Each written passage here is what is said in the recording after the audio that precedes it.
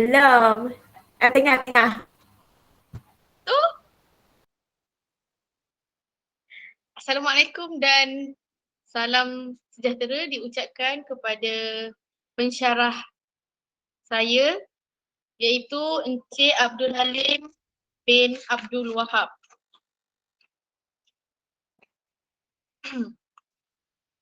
Untuk tugasan 1, saya telah memilih tajuk isu dan trenda dalam pendidikan jasmani dan kesihatan, kecergasan dan gaya hidup.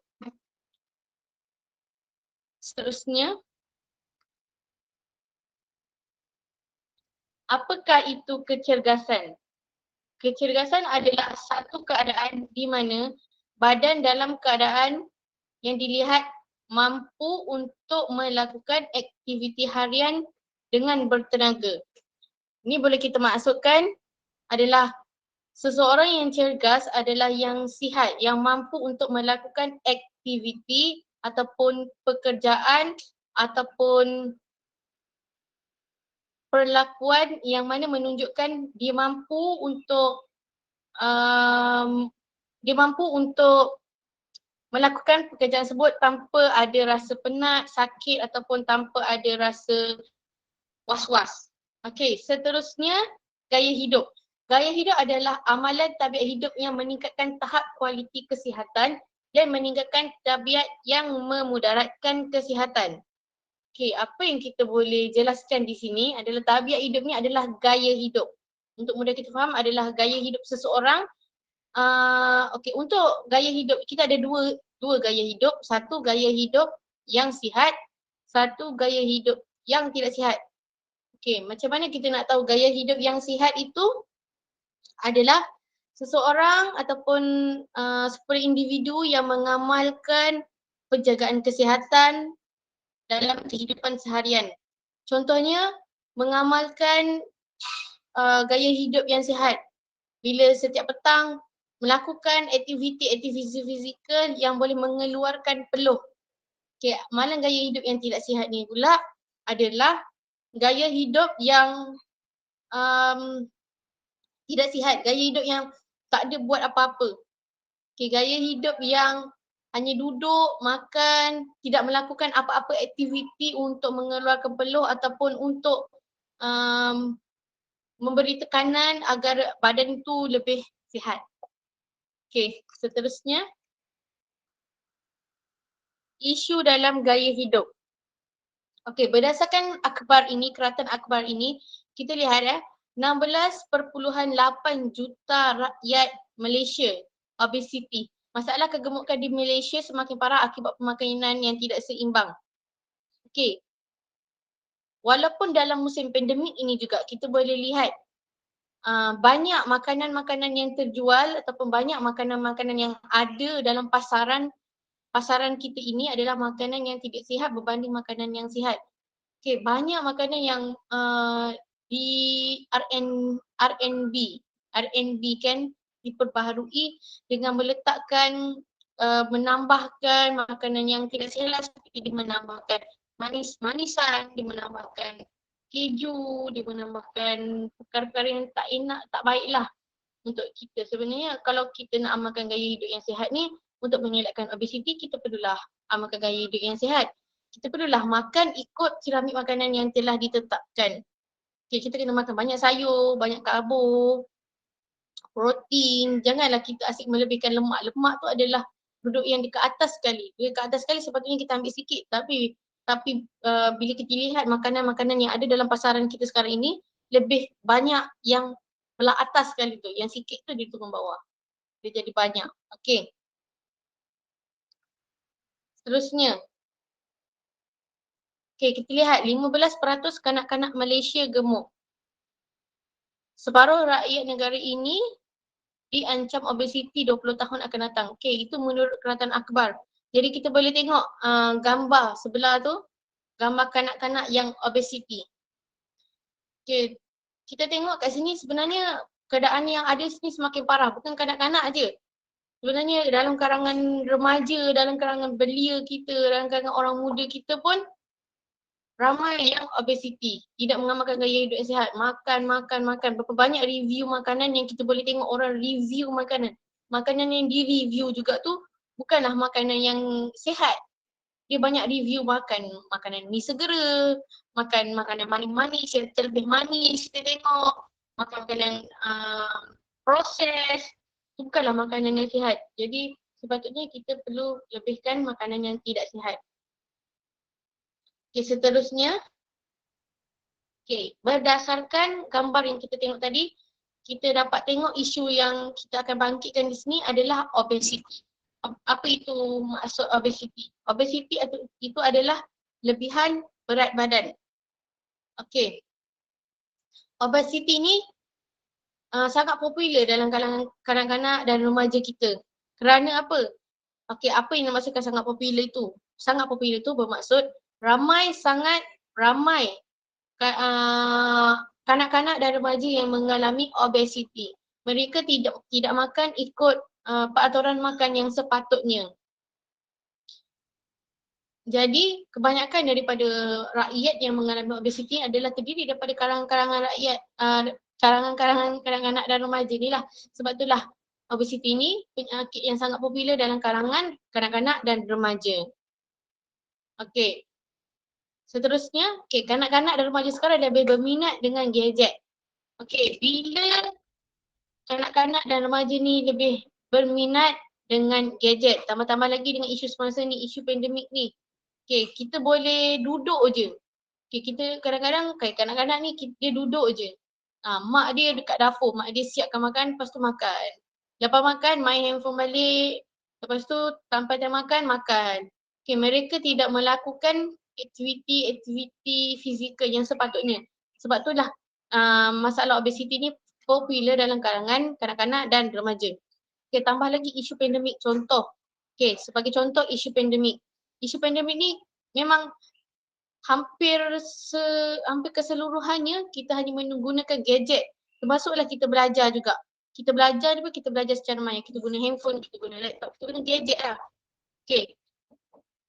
Jadi sampai kita nak makan, kita nak order makanan pun menggunakan handphone. Kita order je, contohnya apa yang ada sekarang ni, Foodpanda, GrabFood dan macam-macam lagi lah sistem penghantaran makanan ni. Kita order je dekat handphone, makanan pun sampai makan kita makan, sampai makanan kita makan.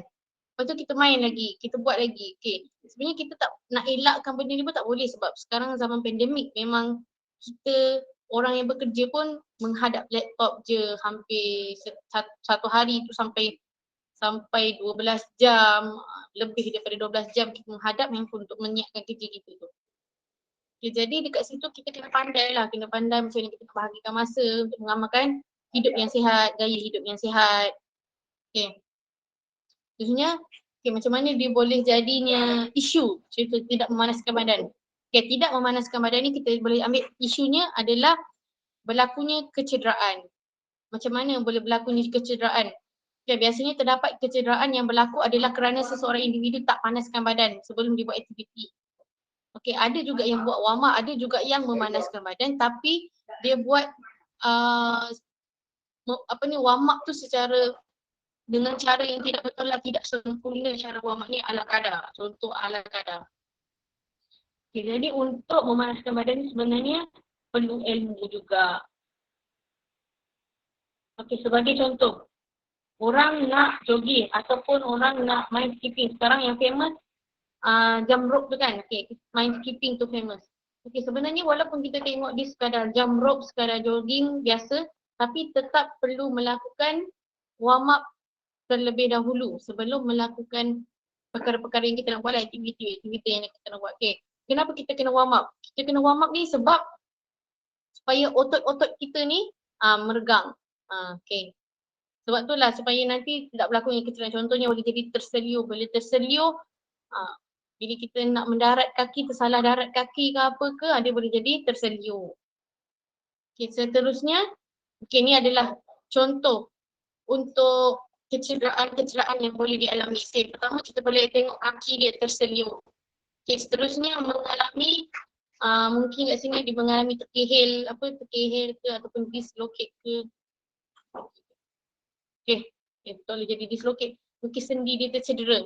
Okay, seterusnya kita tengok yang bawah adalah biasanya ACL. MCL ni adalah bahagian lutut. Lutut dia tercedera. Mungkin berlakunya kekasaran ataupun kesilapan landing lah.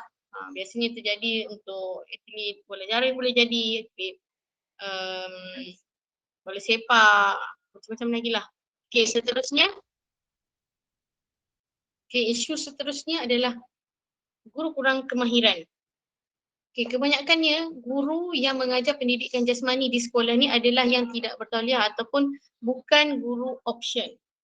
Okay, kita tengok buktinya Wi dan Raj 2010 melaporkan hanya 25.2% daripada 111 orang guru yang dikaji mempunyai latihan dalam pendidikan jasmani. Wi juga turut melaporkan bahawa 62.1% pengetua sekolah sentiasa memaksa guru yang tidak bertauliah untuk mengajar pendidikan jasmani dan kesihatan. Okey, apa yang dimaksudkan dengan guru tidak bertauliah? Guru tidak bertauliah ni adalah guru bukan option ataupun guru sandaran ataupun guru yang tidak mempunyai ilmu tentang pendidikan jasmani dan kesihatan. Okey, mereka tak tahu pun macam mana cara yang betul untuk melakukan teknik-teknik ataupun lebih mudah kita ambil contoh untuk melakukan warm up. Walaupun kita sekadar tengok warm up, memanaskan badan, tapi sebenarnya warm up adalah satu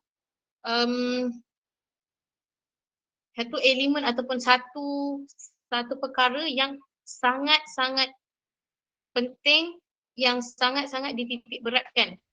Okay, dekat mana-mana pun contohnya walaupun atlet tu dia dah jadi atlet famous, atlet star lah kan. Memanaskan badan kena TikTok juga. Kalau tak memang akan cedera. Okay, apatah lagi kita rakyat mahir, rakyat biasa ni, orang-orang biasa ni yang tak biasa dengan bersukan ni, kalau kita tak warm up dengan betul, lagi-lagi senang tercedera. Sedangkan atlet yang sentiasa menggunakan otot dia tu, kalau tak warm up pun tetap akan cedera. Okay. Seterusnya. Okay, kita boleh tengok kat sini contoh-contoh guru. Okay, ini adalah permainan bola sepak. Dan bawah tu macam mana guru tu mengajar. Okay, ini adalah contoh guru yang bertauliah. Okay, guru yang bertauliah adalah guru yang mempunyai ilmu tentang sesuatu perkara. Okay, seterusnya langkah mengatasi. Profesional kesihatan, kesenggangan dan pendidikan jasmani di Maratha Dunia memainkan satu peranan yang penting untuk merangka strategi untuk menangani masalah berkenaan. Untuk meningkatkan kesedaran terhadap kepentingan menjadi cergas, Kerajaan Malaysia telah pun memulakan kempen kesedaran pada tahun 1999 dengan jana 22 juta. Okey. Di sini contohnya, seterusnya pihak sekolah juga harus mengutarakan kepada PPD jika kekurangan guru option PJPK di sekolah agar pihak PPD bolehlah ambil tindakan untuk sekolah tersebut. Okey, seterusnya guru harus mengajar dan menunjuk cara yang betul kepada murid untuk melakukan senaman dan warm up dengan betul kepada murid. Selain itu bolehlah tunjukkan sebab akibat jika tidak mengamalkan gaya hidup yang sihat. Okey. Kat sini, jika sesebuah sekolah tu mengalami kekurangan guru option ataupun tidak mempunyai guru option PJPK di sekolah, bolehlah mengutarakan masalah tersebut ataupun kekurangan tersebut kepada pihak PD agar pihak PD boleh mengambil tindakan dan inisiatif yang proaktif untuk membantu sekolah tersebut. Bukannya. Jadi ini adalah tanggungjawab kepada pihak takbir, guru besar dan pengetua untuk memaklumkan perkara tersebut kepada PPD. Okay, selain tu guru yang ajar juga, dia kenalah tunjuk cara yang betul. Jangan guru mengajar tu macam cikgu Hassan lah. Jangan macam tu lah cikgu Hassan tidur main bola kan. Jangan jadi cikgu PJ yang ambil bola sebiji bagi bola kat budak main. Okay, jangan jadi cikgu PJ macam tu. Cikgu PJ ni kena tunjuk. Kalau warm up, tunjuk cara betul. Warm up macam mana, cara yang betul. Warm up ada dua, satu yang static, satu yang dynamic. Tunjuk macam mana. Static ni untuk apa, dynamic ni untuk apa. Okay, kita kena tunjuk benda yang betul lah untuk murid lakukan. Okay, sebab segala-galanya bermula daripada sekolah, guru itu. Kalau guru itu bagus, maka berjayalah anak-anak murid itu. Okay, Selain tu, cikgu-cikgu ni pun, guru-guru ni juga boleh tunjukkan gambar ataupun mainkan video kepada murid untuk menunjukkan sebab dan akibat jika tidak mengamalkan gaya hidup sihat. Tunjuklah contoh dia cedera ke ataupun apa-apa supaya murid tu mengambil serius tentang memanaskan badan. Okay, seterusnya kalau daripada segi obesiti kita tengok tadi, okay, pihak profesional tu ataupun pihak-pihak berwajib yang tertentu bolehlah mengadakan kempen ke, mengadakan buat iklan ke, ataupun kita buat macam sekarang ni yang kita famous adalah fun run. Buat kempen-kempen kesedaran, samping tu kita buat aktiviti juga, contohnya fun run untuk menarik minat untuk orang mengamalkan gaya hidup yang sihat. Okay, seterusnya rumusan. Okay, setiap individu tu kena tahu pentingnya gaya hidup yang sihat dan aktif serta dia kena berusaha mempelajari subjek PJ-PK. Okay, menggalakkan amalan yang terbaik, memajukan pengetahuan dan kemahiran sekitar celik fizikal. Okay, janganlah dianggap subjek pendidikan jasmani ni adalah sekadar subjek tambahan ataupun subjek elektif yang tak penting. Kebanyakannya orang menganggap PJ-PK ni adalah subjek yang tak penting. Sebenarnya PJ-PK ni adalah subjek yang penting sebab kita melakukan dia secara harian tanpa kita sedari sebenarnya. Okay? Okay, selain tu kita diseru untuk meningkatkan dan mengekalkan kesihatan hidup. Okay. Sekian, itu adalah presentation ataupun persembahan daripada saya. Untuk tugasan 1, saya telah memilih tajuk tersebut dan ini adalah video yang saya dapat hasilkan. Ini adalah penerangan saya. Semoga semuanya baik-baik sahaja. Sekian, terima kasih.